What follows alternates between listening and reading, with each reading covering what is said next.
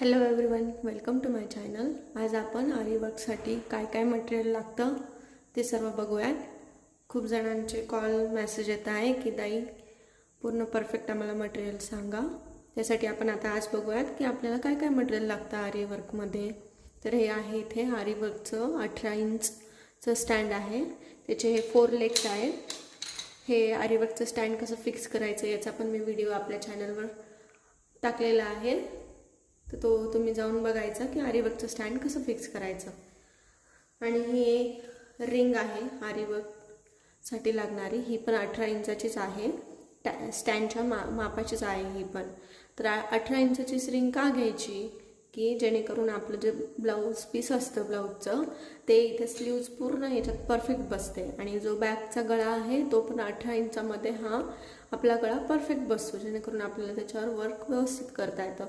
त्याच्यामुळे ही साईज ही परफेक्ट आहे। तर त्यासाठी 18 इंचाचं स्टँड आणि 18 इंचाचंच रिंग घ्यायचं असतं आरी वर्कसाठी।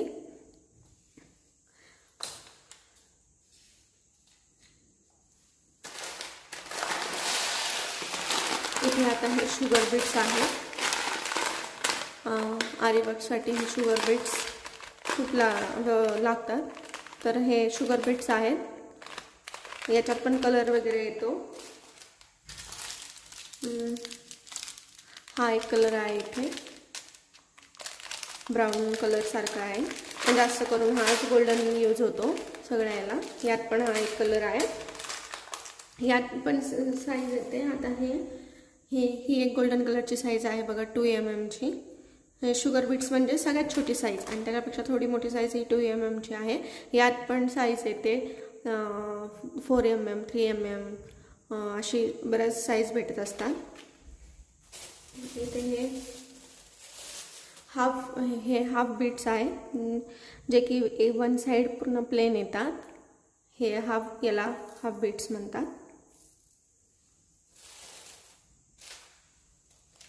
परत हे पल्स आहेत, याच्यात पण साईज येते छोटी मोठी, 2 mm, 3 mm, 4 mm ह्याच्यात पण साईज येते।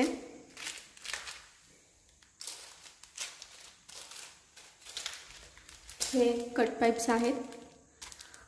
हे कट पाइप्स हे गोल्डन कलरचे आहेत, याच्यात पण सिल्वर कलरमध्ये पण भेटतात। आणि याच्यापेक्षा एक छोटी साईज येते, ती माझ्याकडे सिल्वर कलरमध्ये आहे, त्याला कटदाना असं पण म्हणतात। हे एकदम बारीक बारीक असते, आणि ही कट पाइप हा थोडासा मोठा असतो।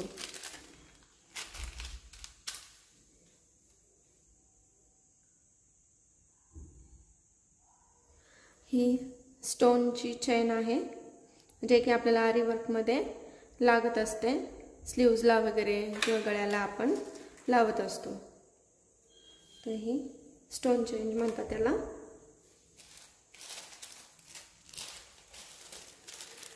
हे चमकी, याला सिक्वेन्स म्हणतात। याच्यात पण वेगवेगळी साईज पण येते आणि कलर पण येतात। याच्यात जसे लागेल तसे कलर पण भेटतात आपल्याला, तसे अवेलेबल पण असतात।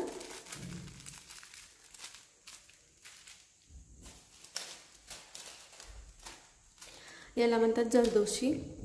ही जरदोशी एकदम स्प्रिंग सारखी असते।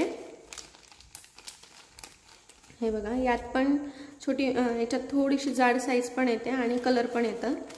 माझ्याकडे 2 कलर आहे, एक सिल्वर आणि गोल्डन। पण ही जरदोशी बारीक आहे, ही एकदम छान, आणि याची फिनिशिंग पण खूप सुंदर येते ह्या जरदोशीची। आणि ही जी आहे ना, ही सिल्वर, ही थोडीशी जाड आहे, याला स्प्रिंग असं म्हणतात। ही पण जरदोशीच आहे, पण ही जरा जाड आहे। हे बघा, हे स्प्रिंग टाईप आहे आणि थोडीशी जाड आहे। ही गोल्डन कलरची आहे आणि ही सिल्वर कलरची आहे, आणि ही रोज गोल्ड कलरची आहे। त्याच्यानंतर हे असे स्टोन येतात वेगवेगळे शेपचे, वेगवेगळे साईज। याच्यात पण कलर वेगवेगळे आहे, शेप्स वेगळे आहे, साईज वेगळी आहे। यात पण खूप वेगवेगळं आहे, जसं पाहिजे तसं भेटतं आपल्याला। याचा पण शेप वेगळा आहे बघा। हे कुंदन, आणि हे पण हे बारीक कुंदनच आहे, पण याची साईज एकदम लहान आहे। हे असे खूप वेगवेगळे आपल्याला नथ वगैरे बनवायला हे असे कामं येतात। त्याच्यानंतर सगळ्यात महत्त्वाचा म्हणजे आपला जरीचा थ्रेड। हा तर आपल्याला आरी वर्क म्हटल्यावर जरीचा थ्रेड हा लागतोच। याच्यात पण एक सिल्वर कलरचा येतो, कलर येतात आणि हा गोल्डन, जास्त करून गोल्डनच यूज होतो, पण कधी पण जरीचा थ्रेड हाच यूज करायचा। हा दयालजीचं ब्रँड आहे, हा दयालजीचाच ब्रँड कधी पण यूज करायचा, कारण की हे जी जरी आहे ती थोडीशी जाड असते आणि थोडी हिला चमक असते, त्याच्यामुळे फिनिशिंग वगैरे एकदम छान येते। आपल्याला ब्लाऊजच्या स्टार्टिंग गळ्याला बॉर्डरला करण्यासाठी, चेन स्टिच करण्यासाठी आपल्याला जरी लागते, म्हणून कधी पण हा जरीचा थ्रेड यूज करायचा। परत अजून हा एक आहे आपला शिलाई मशीनचा थ्रेड। हा कधी पण आपल्याला हे जे मटेरियलचं काम करायचं आहे त्याच्यासाठी आपण हा शिलाई मशीनचा गोल्डनच थ्रेड यूज करतो। गोल्डनच का बरं, की हे सगळं काही गोल्डनच कलरचं असतं मटेरियल, म्हणून आपण गोल्डन कलरचाच थ्रेड यूज करतो। परत हे सिल्क थ्रेड, हे पण वेगवेगळ्या कलरमध्ये भेटतात आपल्याला। याच्यासाठी समजा एखादी आपण काही लीफ काढले तर ते फिल करायला आपल्याला सिल्क थ्रेड लागतात, त्याच्यामुळे हे पण वेगवेगळ्या कलरमध्ये अवेलेबल असतात।